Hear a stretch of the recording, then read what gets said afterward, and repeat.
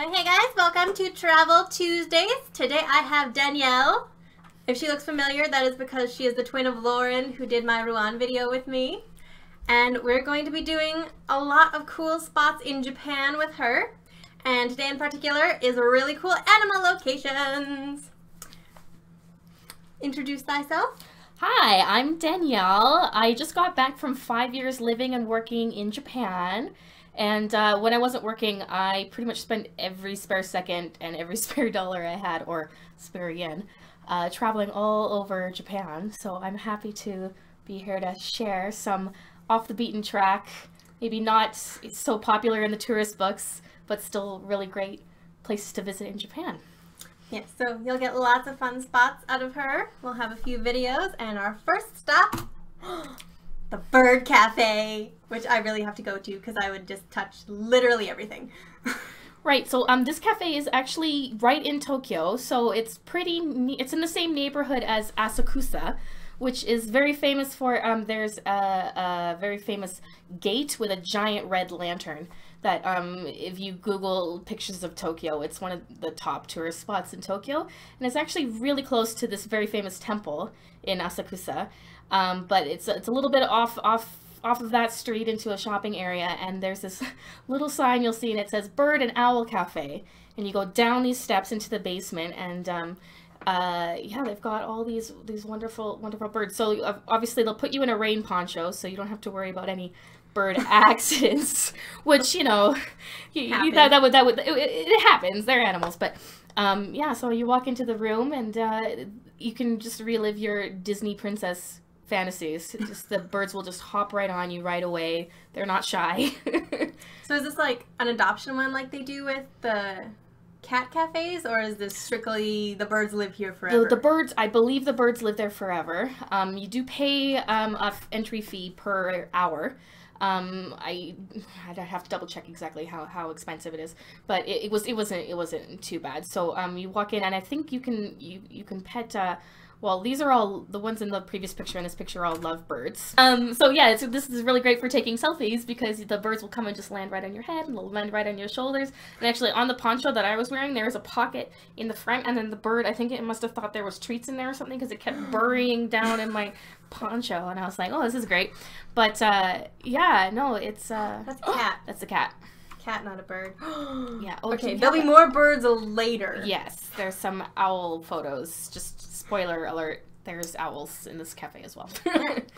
Okay, so cats then. Cats. So the next location I want to talk about is in Miyagi Prefecture. So it's a bit further away from Tokyo. So if you picture a map of Japan, Tokyo is in kind of, so on, let's see, on the main island of, oops, I'm trying to do this. I can't do it. Everything's in reverse for the camera. Anyway, okay, so if you go straight north from Tokyo on the bullet train, Japan. Ish. That's it's backwards. Yeah, perfect. Okay, this is the main island of Japan, and this butt kind of end in the elbow, I guess the elbow part. That's where Tokyo is. And if you go right north, still on the east coast, so on the Pacific coast, is Sendai, which is in Miyagi Prefecture, and that's the biggest city in Tohoku, which is the northeastern part of Japan. It was pretty heavily hit in the 2011 tsunami and earthquake disaster, and in particular this island, which is off the coast from, well, it's not off the coast of Sendai, but it's near there, off the coast. Pretty much the whole population, I think it was only a couple hundred people previous to this disaster, but most of them were evacuated off. But a lot of the cats remained, and then the cat population has just exploded. This is at a little shrine, and people have left little cat, little cat decorations and knickknacks and things as offerings to on the shrine. And this just happened to catch this cat just wandering around and exploring it. So that was a really lucky photo. Oh, I should mention the name of this island is actually Tashiro-jima if you're looking it up on a map, but a lot of people just call it Neko-jima, which literally means cat island. So there you go. Oh, and yeah, so there's signs up everywhere saying don't feed the cats, but a lot of people ignore them. So yeah, these ladies were actually just sharing, I think it was roll cakes, like, you know, those the sponge the jelly rolls? No, yeah, well, with yeah, cream? cream roll cakes. They were just sharing this, and I'm like, I'm not really sure that's cat food, but anyway, the cats really seem to enjoy it, so hey, there you go. Anyway, and yeah, and they're really friendly, and they'll let you get really close as well, and yeah, you can just pet them, and yeah, they're all over the place, lots of different kitty cats. All the kitty cats. I love them. So they're outside cats. Yes. How they clean are they? Well, let's not so clean. Well, some of them are cleaner than others, shall we say? So like, yeah, love they're the cats pretty and much, then sanitize. They're everything. pretty much they're all strays. There's not that many people who actually still live on the island, so they're pretty much left to their own devices. So as you can imagine, yeah, some of them are a little bit mangy. One thing to keep in mind when you do visit this island, it's a ferry there and a ferry back, but the last ferry is very early in the day. And if you miss that ferry, there's very few accommodations on the island. With all the cats on the ground. So, well, if you're into that. But there's not that many restaurants or cafes still open on the island. So make sure to bring a day's worth of food and drink and everything, and all the kitty treats you like, I guess. Oh, I love them. They're all over the place. I don't know how many cat pictures there are. 1 million, literally 1 million. So next, this is also in Miyagi Prefecture. This is the Fox Village, and now this situation is a little bit different from the Cat Island in that a lot of these foxes were injured at one point, and they were brought there to they have a veterinary staff, and they have like an animal hospital, and it's a sanctuary more than like a petting zoo, though. You can do that as well. So this is one of the staff members, and she's bringing along a couple baby foxes, and for a small extra fee, they let you actually sit down and hold the foxes and give them... Pay the fee. Pay the fee. So there's an entrance fee, and then there's also a little extra fee if you want to pet okay the fox. With that. Yeah, well, you came all the way there. You might as well. Its little so face. Cute. I love them. See, because yeah. like here you don't really see foxes of that coloring. No, they've got a lot of ones. different colored foxes. There's lots of different variations in the fur. Yeah, so not just like what you kind of expect the stereotypical red fox. Cat skin. There's back to Cat Island. Anyway, sorry. What else can I tell you about Fox Village? Yeah, so some of them have been rehabilitated. Some of them were caught because they've been inside towns and cities, and they were relocated. They're kind of like raccoons. Yeah, so yeah, they'll get into garbage and things. But most of them are there. So they had kind of like a separate section in the Fox Village for ones that were like still being healed and recovering from whatever brought them there. But then they also had this very large. It is fenced off, and so the foxes can't escape. But it's a very large, wide open area with like lots of grass and trees and this, that, and the other. Cat playing with the lamp. You just want to like get the right spot. Meow. We already talked about the Cat Island. You're a bit late. Technically, she's right on time. Oh, there you go. Perfect. Well, works out all right then. Let's see. Oh, there's the owls from the Bird Cafe in Asakusa. So the little, I'm trying to remember what the sign says.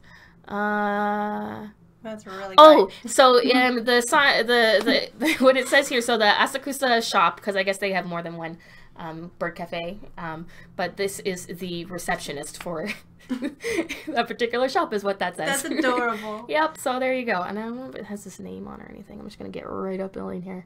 See, they should have English signs on these too, because I would get a huge kick out of there being a little owl receptionist. Yeah, it was pretty cute.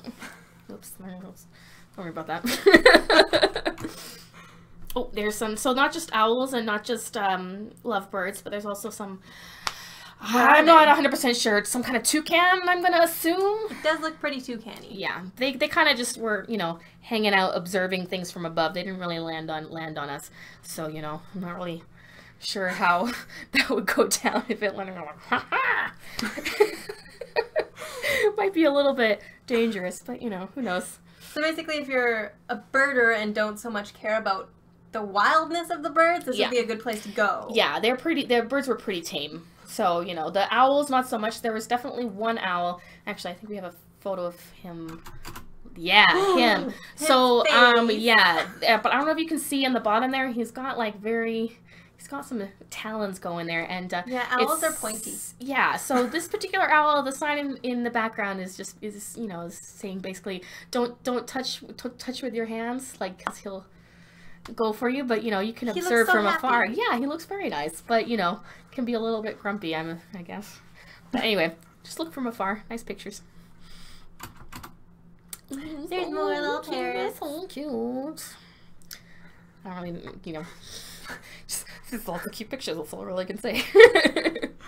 Alright, so I guess any other stories? Yeah, the stories. Well, there's lots of other places that I'd like to go that have wonderful animals. So down on the southern island of Kyushu, off the coast there is an abandoned island. There used to be, I think it was either a village or a factory with a bunch of workers who lived on there, which has since been abandoned. Is this Bunny Island? Except by bunny rabbits! And that's definitely one of the places I'd love to go visit.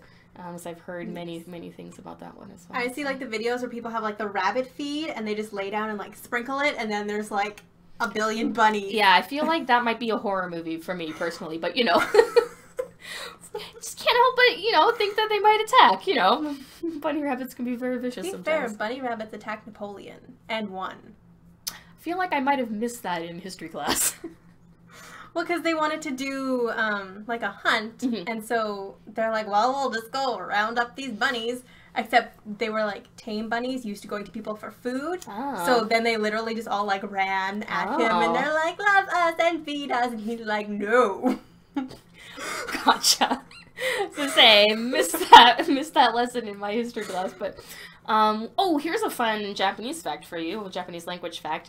The Japanese language has a lot of different counters for when you're counting different things, the ending for the number changes. So if you're counting some like long thin objects like pencils, it's a different counter than like bound objects like books or magazines. And it's also, you know, you have a different counter for animals compared to birds. And so, except for birds, rabbits are included in the bird counters and not in the animal counters. That's random. The reason being, I guess, this is what I was told. The bunny ears look like wings to them, and so they thought that bunnies, like, obviously, you know, birds. were part of the bird family. And but I think that was a bit of willful ignorance, because at one point, I believe in, I'm not sure, I have to double check this, in Shintoism or Buddhism, they could, practices of that religion could only eat birds on certain days, and they just really wanted to eat rabbit, and so they're like, no, obviously, look at it, it's clearly a bird, look at it, it's got wings, like right here, so clearly, we could totally eat this, and I believe that is the reason that rabbits are counted as birds in Japanese language. I wonder if that's where they got the idea for Avatar Legend of Korra, because they have the bunny spirits with the wing ears. We can only assume that is the reason. Clearly. We'll go with that. Only possible explanation. So yeah, that is our short little trip into some of the cool animal places in Japan. Hope you guys enjoyed yourself, and we'll have Danielle for some more Japanese videos. And I'll see you next time. See ya! Bye!